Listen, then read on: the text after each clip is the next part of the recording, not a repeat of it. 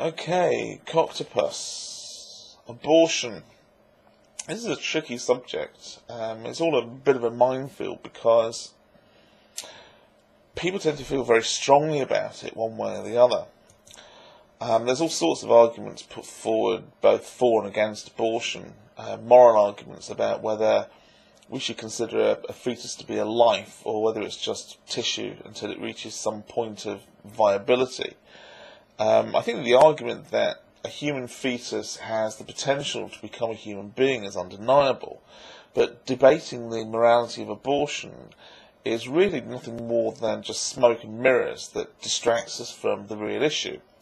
And I think the real issue is quite simply whether or not we as human beings have the right to control our own destiny, whether it's us or the state or some other entity that owns our bodies.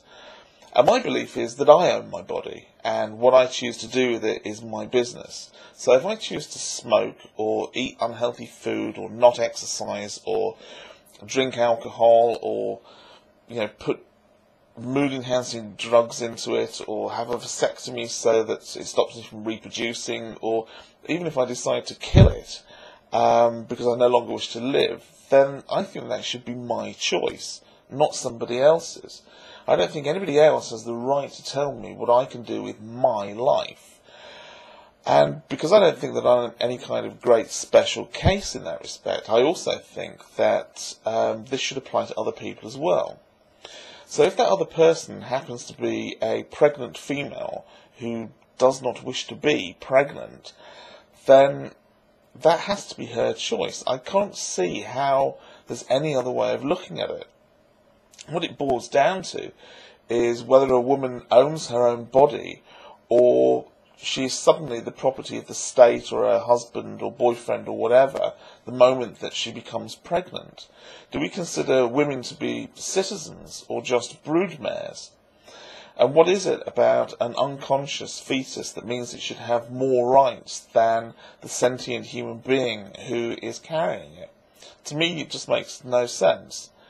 What I find most remarkable about the argument is that the social conservatives who are so avidly pro-life, anti-abortion, they tend to be the same people who are staunch supporters of the death penalty.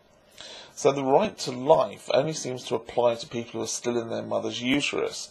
And once you're out in the cold, hard world, and you actually need kindness and compassion and forgiveness and support from your fellow men, you're on your own. So, am I in favour of abortion? Well, I'm just going to have to slither out of answering that one because it's really unlikely that I'm ever going to be in the position where it's relevant to me. I can say that I don't think that abortion is an alternative to contraception, but then that requires decent sex education, which again is something which the social conservatives seem to be against.